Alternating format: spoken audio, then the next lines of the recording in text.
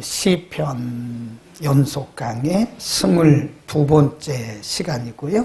거기 보면 이 다윗의 시다. 표제문에 아주 작게 기록된 것을 우리가 표제문 그래요. 설명문 그런 뜻이죠. 다윗의 시, 영장으로 한 노래다. 영장은 찬양가 대장 혹은 싱어, 소프라노 싱어를 영장 그럽니다.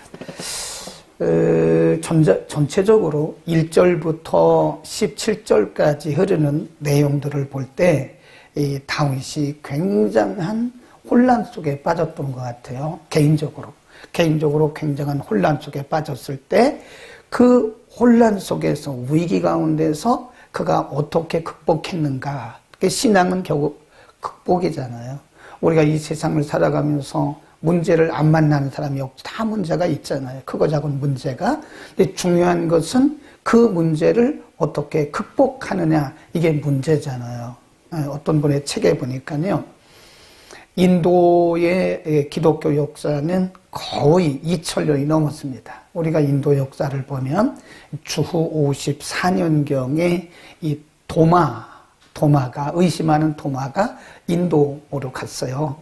마드라스, 저 밑에 코친이라고 하는 남인도. 지금 인도는 기독교 역사가 2000년이 넘습니다. 그런데 기독교인들이 전체 인구의 3%가 안 돼요. 우리는 어떤가? 우리는 지금 많이 봐자 155년, 많이 보면 155년이고 학자들에 따라서 150년 정도의 기독교 역사를 가지고 있거든요. 근데 우리는 조금 줄기는 했어도 거의 20%에 육박을 해요. 기독교 인구가. 그러면 우리가 보통 이제 그 선교학에서는 전체 인구의 20% 내지 25%가 기독교인이면 복음화된 국가라. 그렇게 얘기를 하는 거거든요. 엄청난 차이가 나는 거예요. 우리는 150년인데 거기는 2000년이 넘었잖아요. 그래서 물어봤어요. 인도 사람에게. 그럼 당신은 인도가 이렇게 무궁한 기독교 역사를 가지고 있으면서 3%대를 넘지 못하는 이유가 뭐냐? 그게 장애물이 하나 있다는 거예요. 인도가 넘지 못한, 인도 교회가 극복하지 못한 그 문제가 하나 있는데 그게 카스트 제도. 지금도 인도에는 카스트 제도가 딱 장애 역할을 하는 거예요. 지금도 있습니다. 카스트 제도가. 이렇게 복음이 이 카스트 제도를 극복해야 되는데 복음은 능력이 있는데 인도교회 지도자들이나 인도교회 성도들이 그거를 극복을 못한 거예요. 근데 우리나라도 보면 인도하고 비슷한 카스트 제도가 있었어요. 양반 상놈 제도. 그게 카스트나 똑같은 거죠. 거의 비슷하죠. 근데 우리나라 기독교는요, 1907년에 평양 대붕운동을 비롯해서 그때 그거를 이렇게 뛰어넘은 거예요. 극복한 거예요. 우리나라도 충분히 그런 복음화의 장애물들이 많았죠. 그런 걸 보면 어떤 분들은 똑같은 상황 속에서 어떤 장애를 만났을 때 그 장애를 믿음으로 뛰어넘는 사람이 있는가 하면 어떤 분들은 똑같은 상황인데도 그 상황을 이겨내지 못한다는, 극복을 하지 못한다는 거예요. 근데 그 차이는 거기 있는 거예요. 그 문제를 극복하느냐, 극복하지 못하느냐에 따라서 우리가 퇴보할 수도 있고 아니면 전진할 수도 있는 것이다. 다윗은 어떤 문제를 만나고 있었는가? 2절로 갑니다. 나를 기가 막힐 웅덩이와 수렁, 그런 표현을 써요. 이거 하나만 봐도 다윗이 얼마나 심각한 위기를 만났었는가.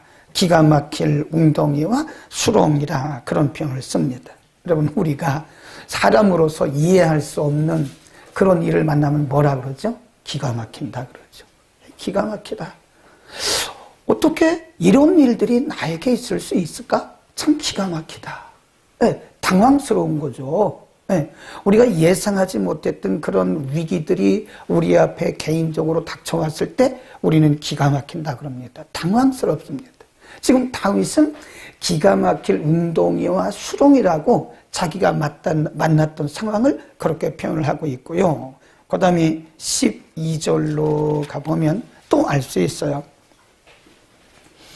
무수한 재앙이 나를 둘러싸고 그랬습니다. 무수한 재앙, 많은 어려움들이 나를 둘러쌌다. 이 사람이 한두 가지 어려움이 있어도 참 고통스럽고 이해하기가 어려운데 굉장히 많은 수많은 어려움들이 나를 둘러싸고 있다. 이거 참 인간으로는요, 이런 고난과 위기를 이겨낸다는 것은 어렵습니다. 또 거기다가 설상가상으로 사람들이 조롱을 해요. 14절입니다. 40편 14절, 15절까지 시작. 나의 영혼을 찾아 멸하려 하는 자로 다 수치와 거기까지. 그 다음에 15절 시작. 나를 향하여 하하하는 자로 거기까지. 내 영혼을 찾아 멸하려 하는 자가 많다는 거예요. 그 다음에 여기 보면 하하, 이 말은요 조롱하네요. 조롱. 우리가 다윗의 시편을 보면요, 다윗이 참 사람들에게 조롱을 많이 당한 것 같아요. 여러분, 우리도 그렇잖아요. 그리고 믿음으로 사는 사람들이 사람들에게 이해할 수 없는 그런 상황이 닥칠 때 우리를 조롱합니다. 당신 기도 많이 한 다음에 기도 많이 하는 사람도 그런 일이 있어요? 그렇게 그건 조롱받는 거죠. 당신 믿음 좋다며? 믿음이 좋은데 어떻게 당신에게 그런 일이 일어날 수 있어요? 당신 죄 있는 거 아니에요? 이 조롱이거든요. 주변에 많은 사람들이 다윗에게 말하기를 하하, 이 말은 조롱한 거예요. 조롱. 당신이 그렇게 기도 많이 하는데 왜 당신에게 이런 일들이 있죠? 당신이 그렇게 믿음이 크고 좋은데 왜 당신에게 이런 일들이 있죠? 모든 일들이 잘 돼야지. 살아계신 하나님을 믿고 당신이 고백하고 찬양한다면 정말 모든 일들이 잘 되고 당신에게 어려운 일이 없어야지 어떻게 당신에게 이런 일이 있어요? 그러면서 조롱하는 거예요. 사람이 이때 흔들리는 겁니다. 아무리 믿음이 좋은 사람도요, 이때 흔들려요. 왜냐면 그 순간에 마귀가 치고 들어오는 거예요. 그봐. 그래서 마귀가 와서 그봐. 마귀는 조롱꾼이거든, 조롱꾼. 그렇죠. 확실히 마귀는 조롱꾼입니다. 그래서 질투하고 조롱하면 그건 마귀예요. 마귀가 꼭 우리를 조롱하고 당신의 믿음이 어디 있느냐? 당신 그 믿음의 결과가 그러냐? 이러면서 조롱하는 것은 그 순간에 마귀가 틈을 타서 우리를 와해시키는 거예요. 마귀는 우리를 멸하는 게 목적입니다. 개인의 신앙을 파괴하고, 인격을 파괴하고, 가정을 파괴하고, 교회를 파괴하고, 우리 사회를 파괴하고, 이건 분명히 사탄의 역사예요. 성령은 뭐라고 그랬죠? 성령이 하나 되게 하신 것을 힘써 지켜라 그랬잖아요. 성령은 하나 되는 일에 역사하지만 사탄은 그런 거예요. 그러니까 지금 마귀의 역사를, 뒤에서는 마귀의 역사지만 사람들의 말을 통해서 조롱받는 거예요. 또 이럴 때 다윗이 어떤 자세를 이게 굉장히 중요해요. 이게 반응이라는 게 반응. 신앙은 반응입니다. 네. 어떻게 반응하느냐에 따라서 우리가 신앙의 진가가 나올 수도 있고 어떻게 반응하느냐에 따라서 우리의 신앙이 그동안에 이게 바닥이었다 아니면 우리의 신앙이 별로 그렇게 든든하지 못했다 하는 걸 알려주는 거거든요. 자, 1절 끝절로 갑니다. 1절 끝부분. 40편 1절에 보면 나의 뭐라고 그랬죠? 나의 부르짖음을 들으소서. 그 상황에서 다윗이 한 것은 하나님 앞에 부르짖은 거예요. 부르짖음. 하나님 앞에 간절히 기도한 거예요. 그런 상황 속에서 원수들과 대항해서 싸운다든지 또 원수들이 그렇게 조롱할 때 여러분 그때 조심해야 돼요. 원수들이 이렇게 조롱을 하게 되면요, 우리가 스스로 약해집니다. 그래 나는 약해. 그러면서 스스로 순간적으로 믿음이 이렇게 팍 꺼질 때가 조심해야 돼요, 여러분. 그때 조심해야 됩니다. 마귀는 그 순간을 노리는 거거든요. 그래서 사람들이 극단적 선택을 하는 거예요. 막 조롱할 때. 사람들을 막 조롱하고 비웃고 그럴 때 사탄이 그 마음속에 탁 들어와서 그 마음을 와해시켜요. 아주 든든했던 그 마음을 탁 와해시키면 순간적으로 팍 빠져버리는 거예요. 그러니까 믿는 사람들이야 극단적인 선택을 안 하지만 일반적으로 비신자들은 그 순간에 극단적인 선택을 하는 거예요. 인격적인 모독을 받고 인격적인 그런 어떤 수치스러운 말을 들을 때 사람이 갈 데가 없죠. 그러니까 팍 꺼져버리는 거예요. 근데 믿음의 사람들은 그래서는 안 된다는 거죠. 믿음의 사람들은 누구 앞에 나가야 돼요? 그 순간에 하나님 앞에 나가야 돼요. 우리의 믿음의 조상들은 다 그랬어요. 히스기야도 그랬고, 네. 우리의 믿음의 조상들은 그 어려움이 있을 때 바로 하나님 앞에 나가서 기도의 시동을 기다려야 하죠. 아멘. 우리가 살 길은 기도의 시동을 걸어야 돼요. 우리가 지금 이 나라가 이렇고 저렇고 뭐 누구 탓할 게 없어요. 지금 우리가 기도하지 않은 탓이죠. 교회가 바로 서지 못한 탓이죠. 누구를 욕합니까 지금? 누구에게 핑계를 대고 누구한테 우리가 책임을 떠넘기냐고요. 우리 탓이죠. 그래서 우리가 우리의 가슴을 치면서 이 나라와 민족을 위해서 우리는 기도해야 된다. 기도의 시동을, 교회들이 이제 기도의 시동을 걸어야 된다. 저는 이것도 우연이 아니라고 생각해요. 코로나 이후에 한국교회가 기도의 영성이 추락했어요.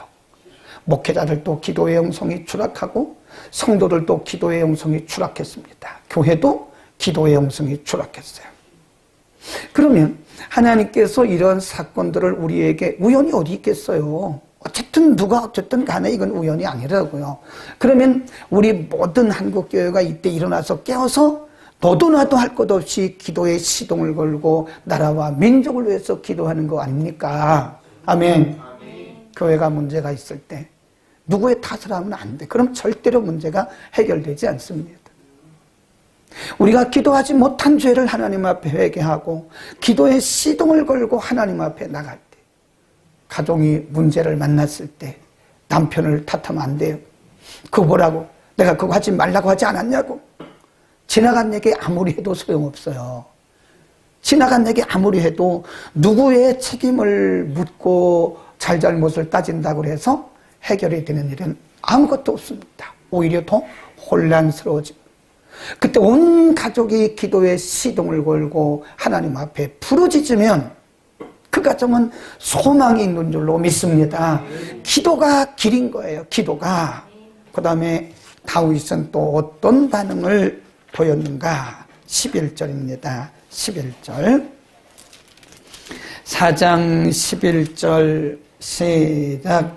여호와여 주의 긍휼을 내게 주지 마시고 주의 애와 진리로 나를 항상 보호하소서. 거기 보면 주의 긍휼.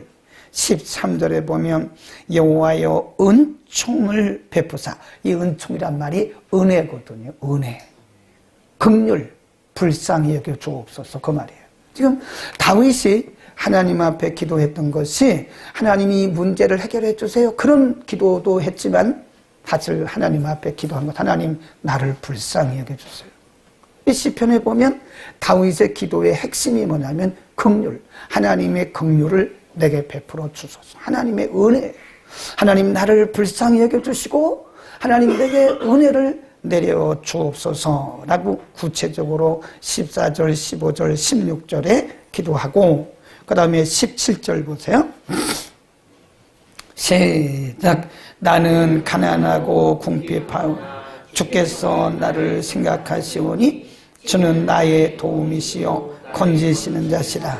나의 하나님이요. 뭐라 그래요? 지체하지 마옵소서. 이 간절함을 말하는 거예요. 시간적으로 하나님 빨리 그런 뜻도 있지만 우리가 간절할 때는 빨리 그러잖아요. 간절하게. 하나님 앞에 정말 간절하게 하나님 앞에 기도하는 거죠. 우리가 이스라엘의 역사를 보면요. 이스라엘이 국가적인 문제를 만날 때는요. 이스라엘 백성들은요. 다 미스바 광야로 모였어요. 네. 다 미스바 광야에 모여가지고 온 국민이 죄를 뒤집어 쓰고 회개하면서 눈물로 기도했을 때에 하나님께서 이스라엘 백성들에게 은혜를 주셨다고요. 하나님의 은혜를 받는 길은요. 우리가 하나님 앞에 몽땅 내려놓고 회개하고 하나님의 긍휼을 기다리는 것.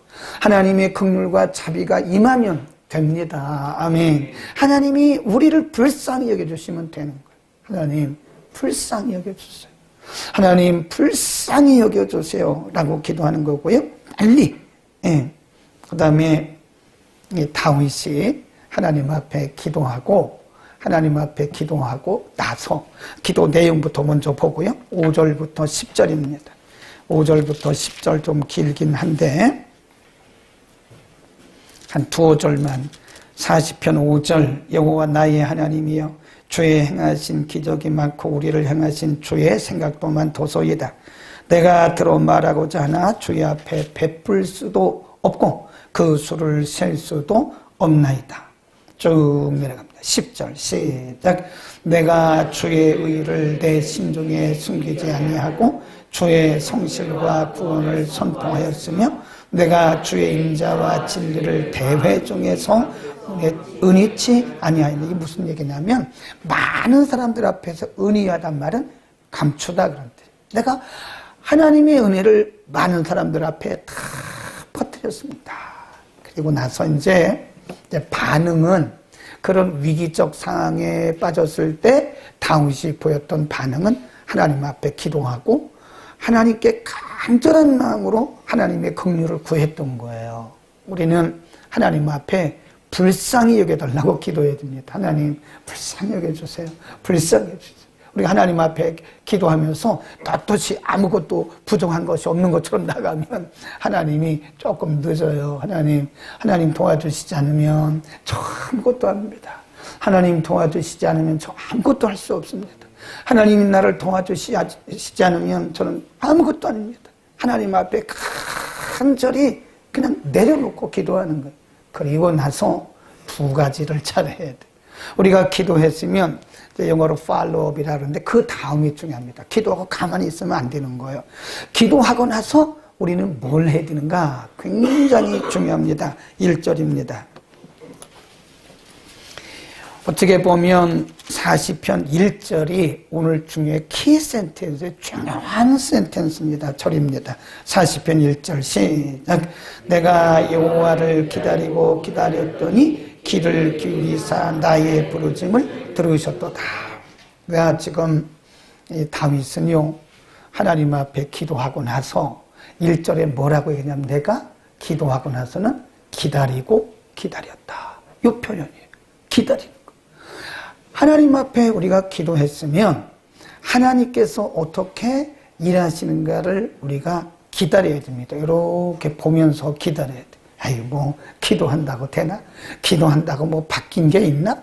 기도한다고 그것이 뭐 변화되나? 기도한다고 응답되나? 그건 불신앙이죠. 그럼 기도 하나 많아요.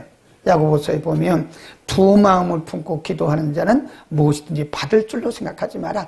두 마음이 의심이에요, 의심. 이 마음 갖고 저 마음 갖고. 의심하며 하는 기도는 응답이 안 됩니다. 그건 하나님을 향한 불신의 표시이기 때문에 응답이 안 돼요. 우리의 기도가 응답되지 않는 것은 하나는 의심으로 하는 기도고 또 하나는 정욕으로 쓰려고 잘못 구한 거예요. 그러니까 우리가 하나님 앞에 기도했으면 하나님의 응답을 기다려야 돼요. 근데 이 기다리고 기다렸다니 기다린다고 하는 뜻을 보니까요, 기대하며 기다리는 겁니다.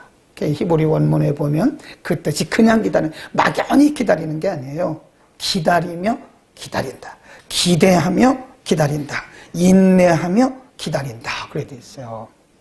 기다리는데 그냥 기다리는 게 아니고 이것은 기대하며 기다린다. 또 어떤 번역에 보면 patiently. 내가 인내하면서 기다렸다. 그래 됐어요. 기대하고 기다리고 인내하고 기다리고. 다윗이 그런 상황 속에서 조롱당하고 많은 재앙들이 둘러싸이고 그럴 때 하나님 앞에 기도하고 당장 뭐가 이게 변화될 것처럼 생각하지 않았다는 거죠. 인내하면서 하나님의 그 능력의 손길이 임할 것을 기대하면서 기다렸다. 우리가 그냥 기다리면 못 기다려요. 막연하게 기다리면 못 기다립니다. 그런데 기대감이 있으면 인내가 되는 거예요. 그러니까 히브리서 11장에 보면 믿음에 대해서 정의를 하면서 믿음은 바라는 것들에 바라는 것들. 그 바라는 게 뭐예요? 기다리는 거예요. 네. 바라는 것입니다. 그 믿음으로 인내하면서 하나님을 기다렸다.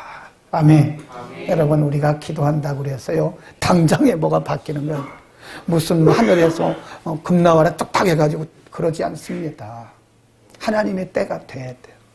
하나님의 때에 하나님의 방법으로 일하시기 때문에 기도하는 우리들은요, 낙심하지 말아야 됩니다. 누가복음 18장에 보면 낭망치 말고 기도해야 된다라는 것을 과부의 비유, 불의한 재판관과 과부의 비유를 통해서 우리에게 말씀하셨어요. 그러니까 우리가 인내하면서 기다려야 돼요. 지금 당장 바뀐 것이 없을지라도 하나님은 분명히 나의 기도를 들으셨고 하나님의 때에 하나님의 방법으로 일하실 것을 우리가 확신하면서, 아멘, 반드시 그때가 옵니다. 아멘. 그때가 와요. 기다리자고요. 네. 지금 당장 뭐가 안 보인다고 해서 끝이 아니에요. 낮에도 말씀드렸잖아요.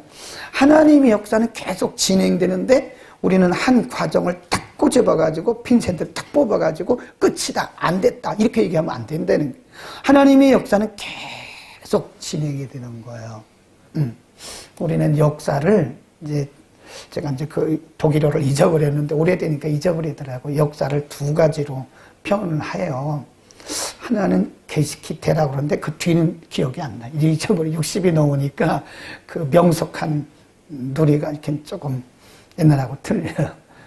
독일어를 하신 분이 계세요. 표면적인 역사, 이면적인 역사 그래요. 그래서 게시키테, 또 하나는 뭐라 그러죠? 하여튼 이면적인 역사, 보이지 않는 역사, 보이는 역사, 표면적인 역사 그래요. 그러니까 역사는 두 줄기가 흘러가는 거예요, 지금. 하나는 겉으로 보이는 역사, 이걸 표면적인 역사라 그래요.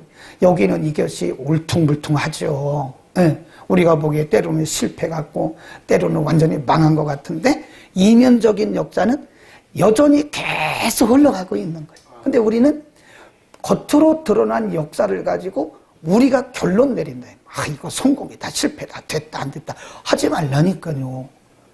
우리 그렇게 얘기하면 안 돼요.